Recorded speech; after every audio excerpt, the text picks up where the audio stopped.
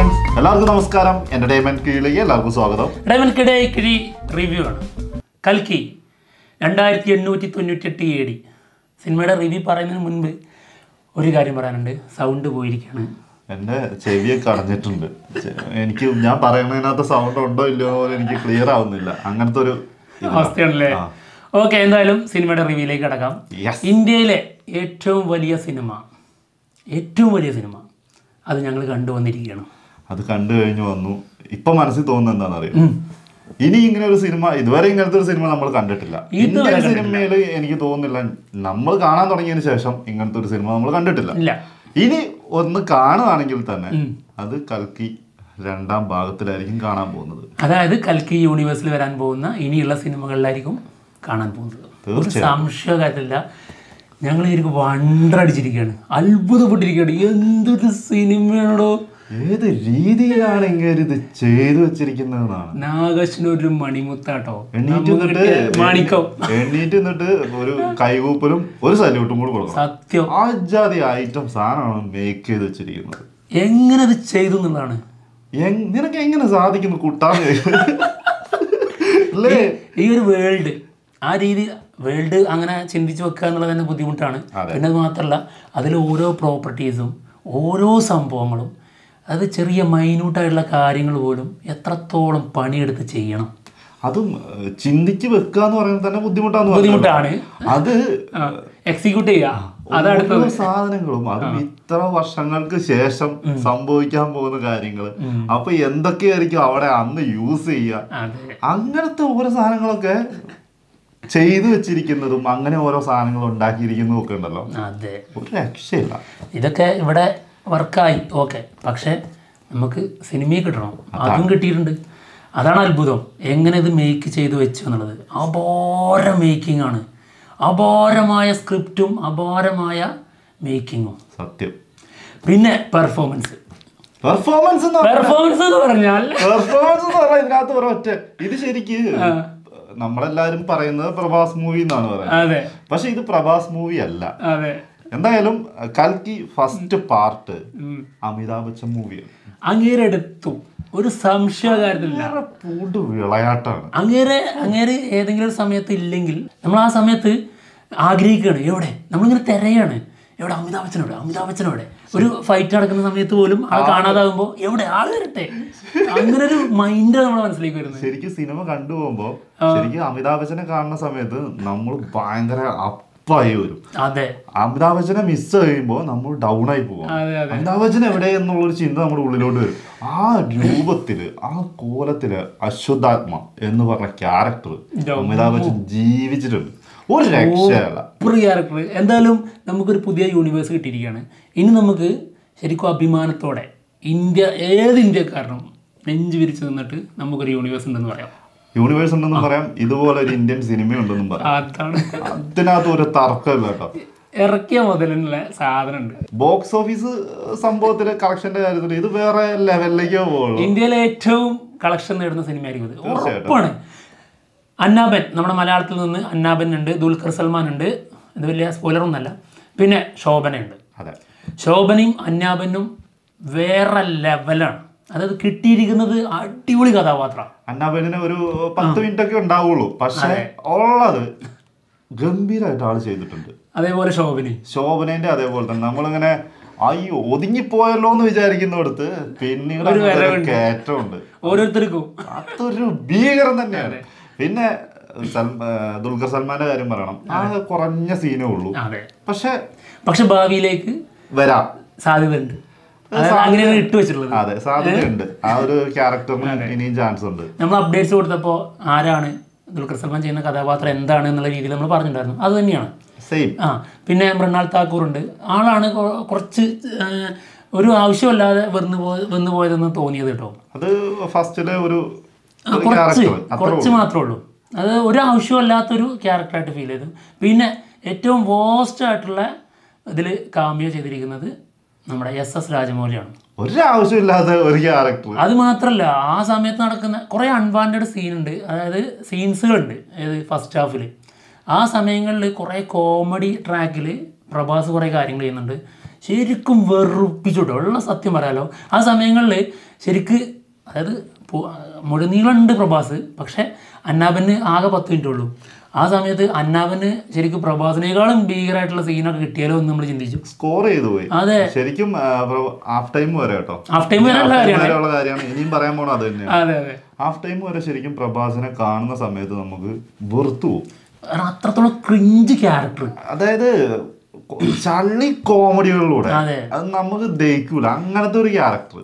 പിന്നെ അത് മാത്രമല്ല, ഒരു സമയത്ത് അതായത് ഇതിന്റെ ഇൻട്രോ സീനിൽ ഒരു ഫൈറ്റ് ഉണ്ട്. നമ്മുടെ പ്രഭാസിനെ കാണിക്കുന്ന എൻട്രി സൂപ്പറായിരുന്നു, പക്ഷെ ഇൻട്രോ ആ സീൻ ഉണ്ടല്ലോ ടോട്ടലി, ആ ഫൈറ്റ് സീന് കണ്ടപ്പോൾ നാഗശ്വിൻ ഇങ്ങനെയാണ് പോകുന്നതെങ്കിൽ അങ്ങനെ കരുതി. പക്ഷെ അങ്ങനെ അല്ല സംഭവിച്ചത്. ആ ഇന്റർവെല്ലിന്റെ ആ ഒരു ബ്ലോക്ക് കഴിഞ്ഞിട്ട് പടത്തിലേക്കാണ് കേറി സൂപ്പർ സാധനം, വേറെ ലെവൽ ഐറ്റമാണ്. പിന്നെ പോസ്റ്റും ഇത് കഴിഞ്ഞതിന് ശേഷം സിനിമയിലേക്ക് നമ്മൾ ഹാഫ് ടൈം കഴിഞ്ഞിട്ട് കേറുമ്പോ പിന്നീട് അങ്ങോട്ട് കാണുന്നത് പിന്നെ കണ്ണെടുക്കാൻ സമയമല്ല. അത്ഭുതമാണ് കണ്ടത്. ഇതിൽ മഹാഭാരതത്തിന്റെ റെഫറൻസ് കാര്യങ്ങളുണ്ടല്ലോ. മഹാഭാരതത്തിന് ഒരുപാട് റെഫറൻസ് അല്ല, മഹാഭാരതം തന്നെ. മഹാഭാരത ക്യാരക്ടേഴ്സിന്റെ ഒരുപാട് കാമ്യമുണ്ട്. അത് നമ്മളെ ഞെട്ടിക്കും ലാസ്റ്റിലേക്ക് വരുമ്പോഴേക്കും. അത് നമ്മൾ പറയുന്നില്ല, അത് കണ്ട് എക്സ്പീരിയൻസ് ചെയ്യേണ്ട സാധനം. നമ്മൾ ആൾറെഡി അപ്ഡേറ്റ്സിൽ കൊടുത്തിട്ടുണ്ടായിരുന്നു. അതെ, അപ്പോൾ നമ്മൾ സിനിമ കണ്ടു കഴിഞ്ഞിട്ട് നമ്മൾ പറയുമ്പോൾ അത് സ്പോയിലറായി തന്നെ കിടക്കുമല്ലോ, അതുകൊണ്ട് നമ്മൾ പറയുന്നില്ല. ഇതിൽ ഫസ്റ്റ് ഹാഫിന് ശേഷം സെക്കൻഡ് ഹാഫിലേക്ക് വരുമ്പോൾ അതായത് നമ്മളിങ്ങനെ പ്രഭാസിന്റെ ക്യാരക്ടറിനെ കുറിച്ച് ഇങ്ങനെ ചിന്തിച്ചുകൊണ്ടിരിക്കുകയാണ്, എന്തുകൊണ്ട് ഇങ്ങനെ ഈ വൈ എന്നിങ്ങനെ ചിന്തിച്ചുകൊണ്ടിരിക്കുകയാണ്. പിന്നെ ഒരു മാറ്റമുണ്ട്. അതാ ഇപ്പൊ ആദ്യം നമ്മൾ പറഞ്ഞ എല്ലാ ക്യാരക്ടേഴ്സിനും ആ മാറ്റമുണ്ട്. ക്ലൈമാക്സോടെ എടുക്കുമ്പോൾ സിനിമ കണ്ടു കഴിഞ്ഞപ്പോ നമുക്ക് തോന്നിയ എന്താ അറിയോ, നാഗശ്വിൻ പറഞ്ഞൊരു സംഭവമുണ്ട്, ഒരു എപ്പിക് ക്ലൈമാക്സ് ആയിരിക്കും സിനിമേന്റെ. സത്യം, സിനിമ കണ്ടു കഴിയുമ്പോൾ നമ്മുടെ ഉള്ളിൽ തോന്നുന്നു ഇതെങ്ങനെയാണോ ഇത് ഇങ്ങനെ ചെയ്തു വെച്ചത്, അല്ലെങ്കിൽ എങ്ങനെ ഇതെല്ലാം കൂടി കണക്ഷൻ കൊണ്ടുവരാൻ പറ്റി എന്നാണ് നമ്മൾ ചിന്തിച്ചു പോയത്. അത്ഭുതമാണ്. ഞാനിങ്ങനെ അതായത് എനിക്ക് പറയാൻ വാക്കുകളില്ല, സത്യമായിട്ട് പറയാം. ഈ യൂണിവേഴ്സ് കിട്ടിയപ്പോൾ ഇനി ഞാൻ ഈ യൂണിവേഴ്സിലാണ്, ഞാൻ ഇനി ഈ നാഗശ്വിന്റെ പിറകെയാണ്. ഓരോ സമയത്തും നമ്മുടെ ഉള്ളിൽ നിന്ന് ഇങ്ങനെ സൗണ്ട് ഇല്ലേ, നമ്മളിങ്ങനെ കടിച്ചു പിടിച്ചിരിക്കുന്നോട് ഓട്ടോമാറ്റിക്കലി സൗണ്ട് പുറത്തോട്ട് വരികയാണ്. ഓരോ ആക്ച്വലി കാറി പൊളിച്ചിട്ടുണ്ട് അവിടെ ഇരുന്നിട്ട്. കാരണം ഈ പറഞ്ഞതാണ് നമ്മുടെ മഹാഭാരതത്തിന്റെ കാമിയോസ് കുറച്ചുണ്ട്. അത് ഉള്ളതൊക്കെ എന്ന് പറഞ്ഞാണ്ടല്ലോ ഓരോ കിണ്ടല് സാധനങ്ങളാണ്. സസ്പെൻസും പിന്നെ ചെയ്തൊരു ഒരു ഫൈറ്റ് സീനുണ്ട്. അത് ഫൈറ്റ് സീൻ ഒന്നെന്ന് പറഞ്ഞു കഴിഞ്ഞാൽ ഇപ്പൊ ഈ സിനിമയിൽ എത്ര ഫൈറ്റ് സീൻ ഉണ്ട് ചോദിച്ചു കഴിഞ്ഞാല് വളരെ കുറഞ്ഞ ഫൈറ്റുകളുള്ളൂ, 3 കണ്ടേ എനിക്ക് തോന്നുന്നു. പക്ഷെ ഫൈറ്റിന്റെ ഡ്യൂറേഷൻ അങ്ങ് ലാസ്റ്റ് വരെ പോവാണ്. ശരിക്കും മഹാഭാരത യുദ്ധമൊക്കെ പോലെ വർഷങ്ങളോളം നീണ്ടു നിൽക്കുമെന്ന് പറഞ്ഞില്ല, അതേപോലെയാണ്. എത്ര ടൈമാണെന്നറിയോ ഒരു ഫൈറ്റ് പോണത്. ആ ഫൈറ്റ് തന്നെ മതി ധാരാളം. പിന്നെ നമുക്ക് ഇനി ഇതേപോലെ എടുത്തു പറയേണ്ട ഒരാളാണ് കമൽഹാസൻ.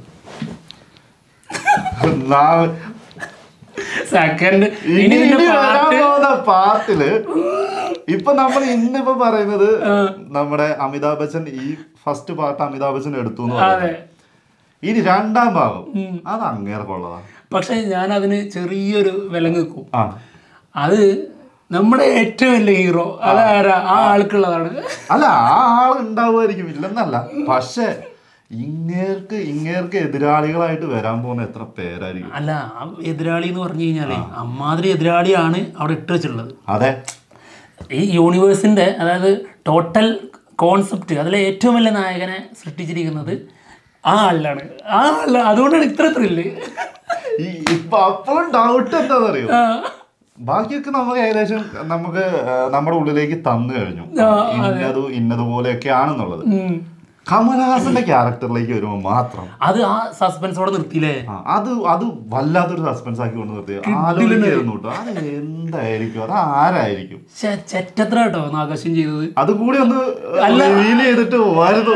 അത് റിവീൽ ചെയ്യണ്ട, പക്ഷെ ഇങ്ങനെ മുൾമുനയിലിട്ടിട്ട് വേദനിപ്പിക്കരുത്. കാരണം എന്താ അറിയോ, ഇതിന് 2ാം ഭാഗം ഇനി വന്നിട്ട് വേണം നമ്മളത് ആരാണെന്ന് അറിയാൻ. സത്യം, കാരണം നമുക്കറിയാം ഏതോ ആണ്. അത് എന്താണ് നമ്മളിപ്പോൾ പറഞ്ഞു കഴിഞ്ഞാൽ ഭയങ്കര സ്പോയിലറായി പോകും. അതുകൊണ്ടാണ് പറയാത്തത്. ശരിക്കും ഫസ്റ്റ് ഹാഫ് കണ്ടു കഴിഞ്ഞപ്പോൾ എൻ്റെ കാര്യം ഞാൻ പറഞ്ഞു, ഫസ്റ്റ് ഹാഫ് കണ്ടു കഴിഞ്ഞപ്പം അയ്യോ ഫസ്റ്റ് ഹാഫ് ഞങ്ങൾക്ക് വലിയ താല്പര്യം തോന്നിയില്ല, വലിയ മനസ്സിലൊരു സന്തോഷം തോന്നിയിട്ടില്ല സിനിമ കണ്ടത്, ഫസ്റ്റ് ഹാഫ് കണ്ടത്. അതായത് അമിതാഭ് ബച്ചൻ ഓക്കെ കേട്ടോ, അമിതാഭ് ബച്ചന്റെ മുതൽ കിടിലനാണ്. പ്രഭാസ് വരുന്ന സമയങ്ങളിൽ മാത്രമേ ഉള്ളൂ ഈ പ്രശ്നം. പിന്നെ സെക്കൻഡ് ഹാഫിൽ പ്രഭാസ് വേറെ ലെവലാണ്. നമ്മൾ ഈ ഫസ്റ്റ് ഹാഫിൽ മാത്രമാണ് ഈ പറയുന്നത്. അതായത് പ്രഭാസിൻ്റെ ചളിയും കാര്യങ്ങളൊക്കെ വളരെ ബോറായിരുന്നു.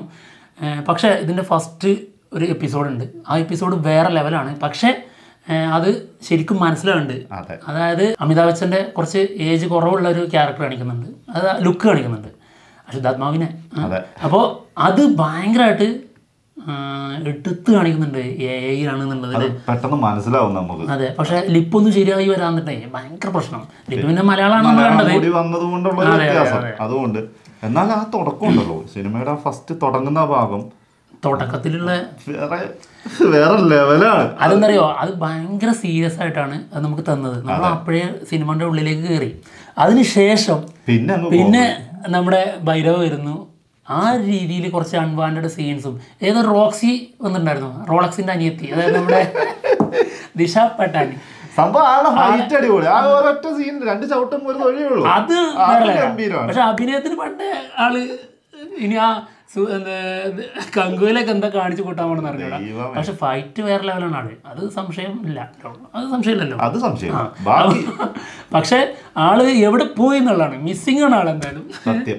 പിന്നെ നമ്മൾ പറഞ്ഞ പോലെ തന്നെ ഡയറക്ടറെ കുറിച്ച് നമ്മൾ പറഞ്ഞു, ആള് ഒരു ലോകം തീർത്തു വെച്ചിരിക്കുകയാണ് നമ്മുടെ ഒക്കെ ഉള്ളിലേക്ക്. ഇപ്പം അത് നമ്മുടെ ഒരു ലോകമായിട്ട് തന്നെ ഉള്ളിലേക്ക് കയറിയിട്ടുണ്ട്, രജിസ്റ്റർ ചെയ്തു. ഡയറക്ടർ ഒരു രക്ഷയില്ലാത്ത ബ്രില്യൻ്റ് ആയിട്ട് ആളത് ചെയ്തിട്ടുണ്ട്. ആള് നമ്മുടെ ഉള്ളിൽ ഇപ്പോഴും നമ്മൾ പറഞ്ഞു നിർത്തിയതാ, ഒടുക്കത്തെ ഒരു സസ്പെൻസ് ഇട്ടിട്ടാണ് സിനിമ നിർത്തിയിരിക്കുന്നത് പോലും. അത് ആളുടെ ഒരു കഴിവ് തന്നെയാണ്. ഇനി മ്യൂസിക് ഒരു രക്ഷയില്ല കേട്ടോ. ലാസ്റ്റിലേക്ക് സെക്കൻഡ് ഹാഫ് കഴിഞ്ഞിട്ട് പിന്നെ അങ്ങോട്ട് ഒരു കയറ്റാണ് കയറിയിട്ട്, അതാണ് പറഞ്ഞ ചെവിയൊക്കെ അടഞ്ഞു പോയി, അമ്മാരി സൗണ്ട് എഫക്റ്റ് ഉണ്ട്.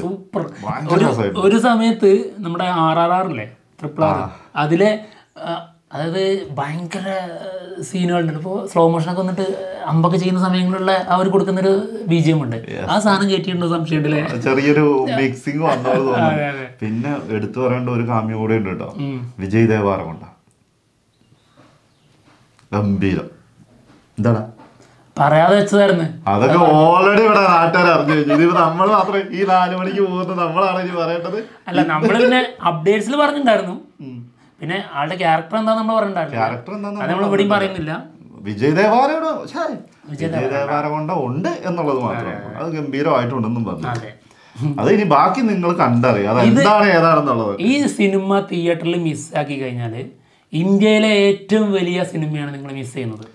ഇത് അതുപോലെ തന്നെ വേറൊരു കാര്യമല്ല, ഇത് നിങ്ങൾ ഇനി വേറെ എവിടെ പോയിരുന്നു, വീട്ടിൽ ഇരുന്നിട്ടോ TV-യിൽ വന്നിട്ടോ എങ്ങനെ കണ്ടാലും ഈ തിയേറ്ററിൽ കണ്ടതിന്റെ എക്സ്പീരിയൻസ് ഒരിക്കലും കിട്ടാൻ പോകുന്നില്ല. അതെന്താണെന്നറിയോ, ഈ തിയേറ്ററിൽ മിസ്സാക്കിയതിന് ശേഷം ഇത് മൊബൈലിലോ TV-യിലോ കാണൂലേ, അപ്പോൾ ആ കാണുന്നവർ കരയും.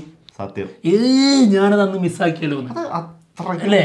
അത്രയ്ക്കും ഗംഭീരമാണ്. നിങ്ങൾ എന്താണെങ്കിലും പോയി കാണാൻ മസ്റ്റ് വാച്ചാണ് തിയേറ്ററിൽ പോയി കണ്ടിട്ട് നിങ്ങൾ നിങ്ങളുടെ അഭിപ്രായങ്ങൾ കമന്റ് ആയിട്ട് പറയാ. എന്തായാലും റേറ്റിംഗ്സ് ഒന്നുമില്ല, റേറ്റിംഗ്സ് പറയാൻ ഞങ്ങൾ ആൾക്കാരല്ല. ഈ സിനിമയ്ക്കൊന്നും നമുക്ക് റേറ്റിംഗ് പറയാൻ പറ്റില്ല. അല്ല, ഇത് കാണുന്ന അല്ലെങ്കിൽ ഈ റിവ്യൂ കാണുന്നവർക്ക് അറിയാൻ പറ്റും ഞങ്ങൾ എങ്ങനെയാണ് ഈ റിവ്യൂ പറഞ്ഞിട്ടുള്ളത്. അപ്പൊ തന്നെ നിങ്ങൾക്ക് മനസ്സിലാക്കാം ഈ സിനിമ എത്ര റേറ്റിംഗിനുള്ളതാണെന്ന്. അത്ര ഒന്നുമില്ല, അത്ഭുതപ്പെട്ടിരിക്കുന്നു. സത്യം, ഞെട്ടിത്തരിക്കാന്നൊക്കെ പറഞ്ഞാൽ ഇതാണ്.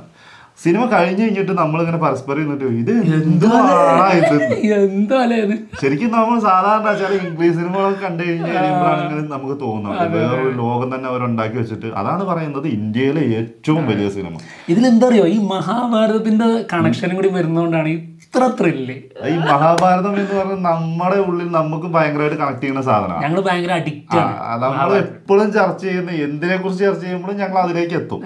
അപ്പൊ അങ്ങനെ സംസാരിക്കാറുള്ള. അതുകൊണ്ട് തന്നെ ഓരോ സംഭവങ്ങളും വരുമ്പോ ഉള്ളിൽ ഇങ്ങനെ തുടി വിട്ടാന്നൊക്കെ പറയില്ല, ഉള്ളിൽ ഇരുന്നിട്ട് ആജാതി സന്തോഷമായിരുന്നു. സത്യമായിട്ടും ഭയങ്കര ഹാപ്പി ആയിട്ടാണ് സിനിമ കണ്ടിട്ട് ഇറങ്ങിയിട്ടുള്ളത്. എന്തായാലും പോയി കാണാം, കണ്ടിട്ട് അഭിപ്രായങ്ങൾ പറയാം. ഞങ്ങൾ എന്തായാലും പോവാം, നമുക്ക് ഈ യൂണിവേഴ്സിലേക്ക് കയറാം. പിന്നെ തീർച്ചയായും രണ്ടാം ഭാഗത്തിന് വെയിറ്റ് ചെയ്യാം. രണ്ടൊന്നല്ല, ഇനി അങ്ങനെ ഇതിന് വേണ്ടി ഈ സിനിമ കണ്ടു കഴിഞ്ഞിട്ട് ഇതിനു വേണ്ടി വെയിറ്റ് ചെയ്യാണ്ടിരിക്കുന്നുണ്ടെങ്കിൽ അവർക്ക് എന്തോ പ്രശ്നമുണ്ട്. അത്രേ ഉള്ളൂ. അതെന്തായാലും പോട്ടെ. ഞാൻ ചുമ്മാ തമാശക്ക് പറഞ്ഞോ, ഓരോരുത്തർക്കും ഓരോ ഇഷ്ടമാണല്ലോ. അപ്പൊ എന്തായാലും പോവാണ്. മറ്റുള്ള വിശേഷങ്ങളുമായിട്ട് ഉടനെ തന്നെ വരാം. Bye bye.